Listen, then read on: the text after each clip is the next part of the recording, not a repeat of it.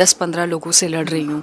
तो उसमें बहुत सारी किक्स थी एंड कई सारे गन्स का इस्तेमाल हुआ था, अलग अलग वेपन्स का, और एक it was in one flow without a cut.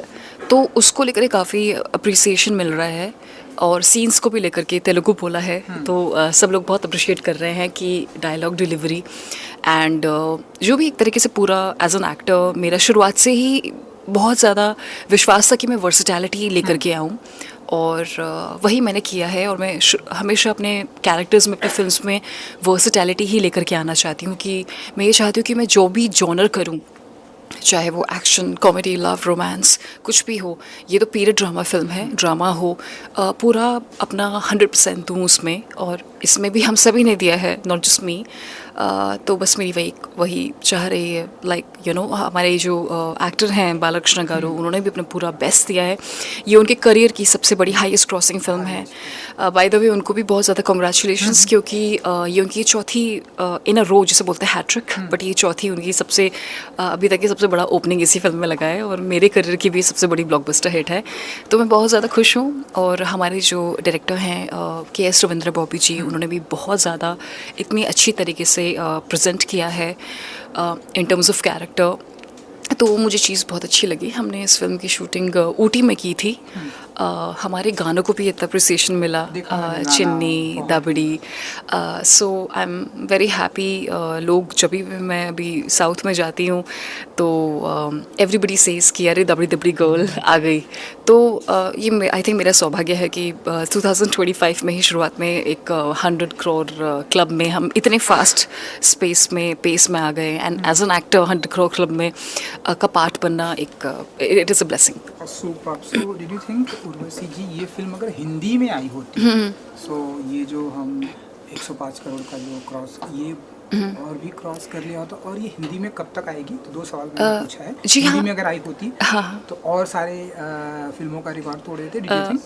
जी, जिस तरीके से रिस्पॉन्स अभी मिल रहा है तो आई फील कि हिंदी में भी आती तो और ज़्यादा कलेक्शन हमारा हो जाता। और तमिल और हिंदी में भी रिलीज़ हो रही है। सोचिए आप, यूएसए में हमारी फिल्म को इतना बड़ा बम्पर ओपनिंग मिला है, ब्लॉकबस्टर साबित हुई है यूएसए में, बिकॉज बहुत सारे तेलुगु ऑडियंसेस और कई सारे फैंस यूएस से भी हैं। तो भी उन दोनों का मार्केट ही करके इतना हुआ है। तो अगर तमिल और हिंदी भी साइमल्टेनियसली होती तो आई थिंक और भी बहुत ज़्यादा, तब तो सीधे 500 करोड़ ही पार करती। 500 करोड़ डेफिनेटली उर्वशी जी।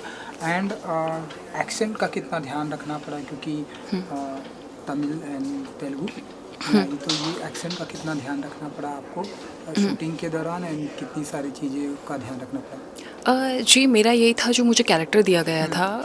ऑब्वियसली एक तो मास सॉन्ग हो ही गया, उसके साथ साथ मेरा जो फिल्म में रोल था उसका मैंने शुरुआत से मेरा बस यही था कि जितना ज़्यादा मुझे अपने कैरेक्टर के ऑथेंटिक लगना है, ट्रू लगना है, and I just followed the vision of my director. जिस तरीके से जो कहानी के साथ साथ उस लय में मैं एज एन एक्टर बहती रही, like I was just catching up with the flow, but पूरा ध्यान दिया। और जो तेलुगु वर्ड्स हैं, आई मेड श्योर कि एकदम एक्सेंट जो है एकदम परफेक्टली, करेक्टली, सही तरीके से जाए।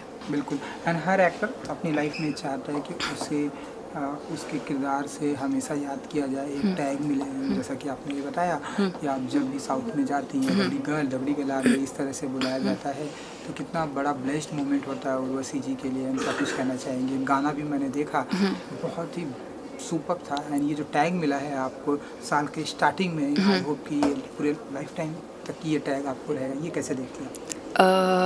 जी, ऑब्वियसली एक खुशी होती है कि जो भी हमने काम किया इतना ज़्यादा रजिस्टर हुआ है, और लोगों ने इतना पसंद किया है।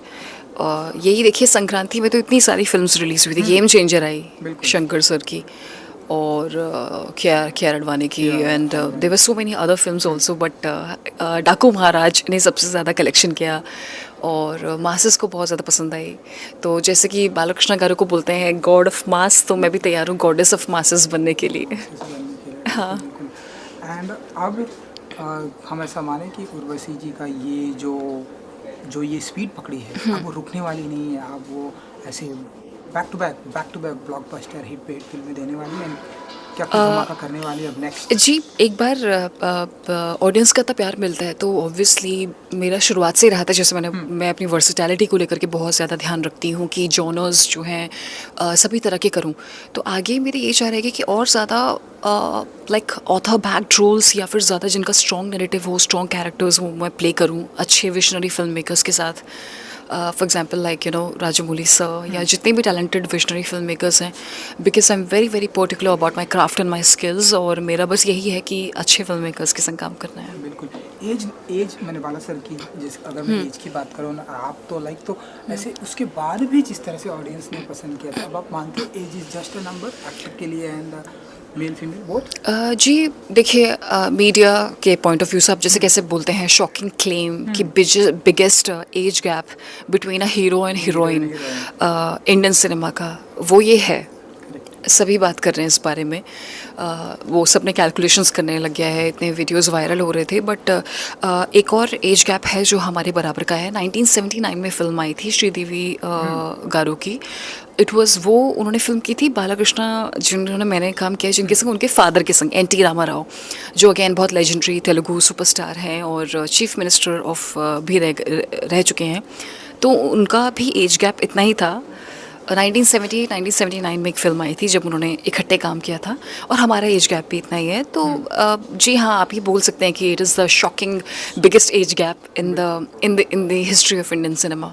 बिल्कुल। एंड लास्टली उर्वशी जी, आज ही जो खबर आई है सैफ, आपने सुना होगा कि जी हाँ। पाई हुई चोर उनके घर में घुस गए, उनको चाकू भी लगा, हॉस्पिटलाइज है, हालांकि उनको अभी वो स्टेबल हैं। तो क्या कुछ कहना चाहेंगे जिस तरह से रॉबरी या फिर एक्टर के साथ में, आप भी एक एक्टर हैं, जिस तरह हाथापाई हो रही है, एंड अभी तो मान लीजिए सैफ जी ठीक ठाक हैं, हॉस्पिटल में एडमिट हैं?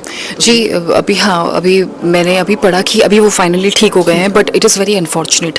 कितना ज़्यादा देखभाल करना पड़ता है। अभी आप खुद ही सोचिए, डाकू महाराज की 105 करोड़ की सक्सेस के बाद माय मदर, इन्होंने मुझे गिफ्ट की diamond studded Rolex, and my father ने मुझे ये मेरे हाथ में पहनी हुई छोटी सी मिनी वॉच गिफ्ट करी।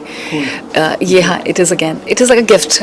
लाइक अभी 105 हमने पार कर दिया है, तो it is just a gift. But then हम कॉन्फिडेंट नहीं फील करेंगे बाहर ओपनली या कुछ भी